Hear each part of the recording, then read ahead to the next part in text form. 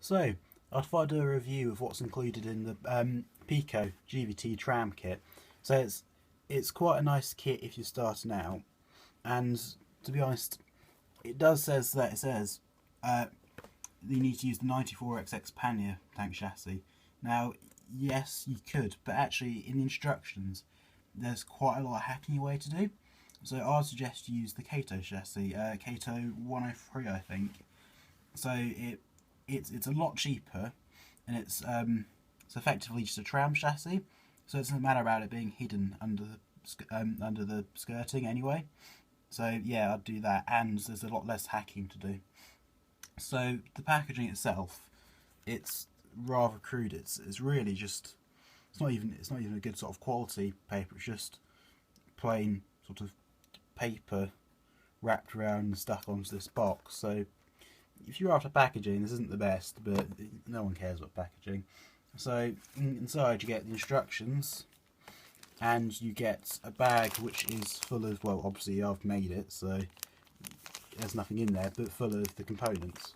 So the instructions, it's actually kind of fairly useful. So it details the assembly. You can usually work out what to do yourself, and it gives you also instructions on painting, and how to make it appropriate for different eras, which is quite nice.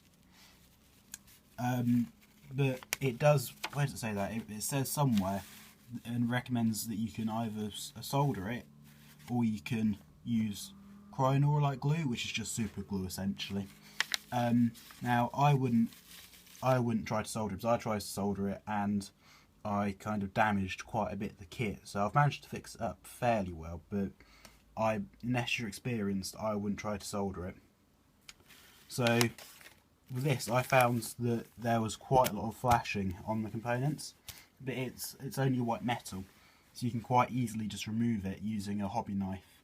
I found it quite relaxing, but you can see here I haven't used all the components, but because I wanted to customise it to be how I want it to be.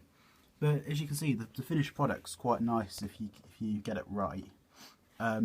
I went for quite a nice matte, not matte, what am I saying? Gloss finish to it. So it's sort of fresh out the works kind of style. I messed up the roof a bit, so as you can see there, it's a slight slant. Now I can't see how I could have got that right, but I don't know. Maybe it was just. I think it was just me, to be honest. But it's turned out quite nice, and it's quite a cheap engine, so you can. I think £25 I think for the kit, £10 for the chassis. So if you've got paints and stuff, effectively a working engine for £35. So I know the real locos were 042s, but yet again, it doesn't matter, but it's covered up by the skirt.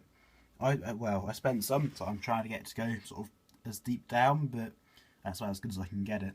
So I'll go on and show you how it performs next, that is using the Kato chassis. So we're here at the layout, and I'll show you how it performs now then. As you can see, it runs quite well. You have to keep the wheels quite clean, because there's only 4 wheels obviously. But it's a generally good performer. When you get to slow speeds, it can do them, but as you can see there, it's not that desirable, is it? One other issue I've had with this is that generally it's not great with its couplings. As you can see here, this is just one of the Pico's L&B standard wagons. It doesn't meet generally the coupling height, because as you can see there, the buffer, which I quite like, it has been made so it's got a coupling hook on it. So you can, the buffer doubles up as a coupling, but as you can see there, it's not at a great height, even to meet the Pico's own rolling stock. So if you're going to build one of these, you might want to take that off while you're building it, so you don't even add it on and put your own coupling on to save the hassle of having to chop it off so it actually meets the height. You can obviously couple it manually by just lifting it on, but that's a bit of a pain if you're running an exhibition layout where you can't use the hand of God.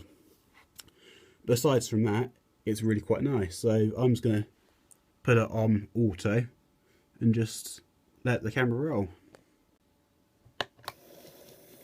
Just realised I'm actually yet to still upload a video of my railway on my channel, but yeah, I need to do it sometime. But it's quite a nice layout, really. I had it in the July railway model of 2014, so if you want to have a look at it in sort of more depth, I'm sure you can find an edition from somewhere. So yeah, one thing I must say about this is that the tram, actually realistically in real life, would always be, they'd have to turn it, so it was always cab first. But as part of what was specified with that, like that tramway, is it like tramway regulation? But yeah, there's interesting bits to do. I think it's to do with the safety. But anyway, yeah, thank you for watching, and feel free to have a look at some more videos on my channel. Thank you.